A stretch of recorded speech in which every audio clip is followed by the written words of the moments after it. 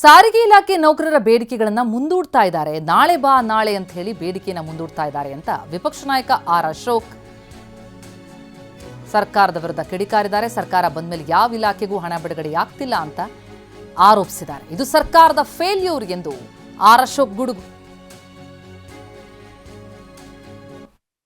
ಈ ಸರ್ಕಾರ ಬಂದ ಮೇಲೆ ಯಾವ ಇಲಾಖೆಗೂ ಸರಿಯಾಗಿ ಹಣ ಬಿಡುಗಡೆ ಆಗ್ತಾ ಇಲ್ಲ. ಸಾರಿಗೆ ಇಲಾಖೆಯ ನೌಕರರ ಬೇಡಿಕೆ ಈ ಸರ್ಕಾರ ಬಂದಾಗಿಂದನೂ ಕೂಡ ಆ ಬೇಡಿಕೆಯನ್ನು ನಾಳೆ ಬಾ ನಾಳೆ ಬಾ ನಾಳೆ ಬಾ ಅಂತೇಳಿ ರಾಮಲಿಂಗಾರೆಡ್ಡಿಯವರು ಮುಖ್ಯಮಂತ್ರಿಗಳು ಮುಂದೂಡ್ತಾ ಇದ್ರು.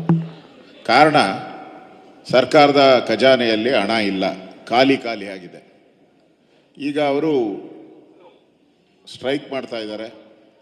38 ತಿಂಗಳ ಏನು ಅರಿಯರ್ಸ್ ಬರಬೇಕಾಗಿದೆ, ಅದ್ರ ಬಗ್ಗೆ ಅವರು ಸ್ಟ್ರೈಕ್ ಮಾಡ್ತಾ ಇದ್ದಾರೆ.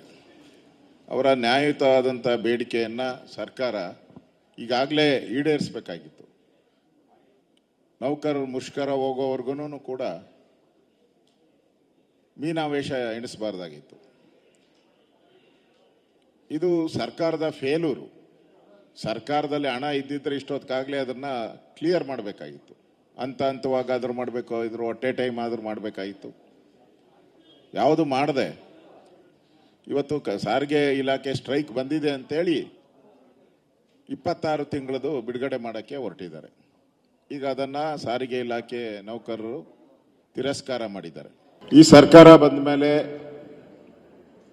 ಯಾವ ಇಲಾಖೆಗೂ ಸರಿಯಾಗಿ ಹಣ ಬಿಡುಗಡೆ ಆಗ್ತಾ ಇಲ್ಲ.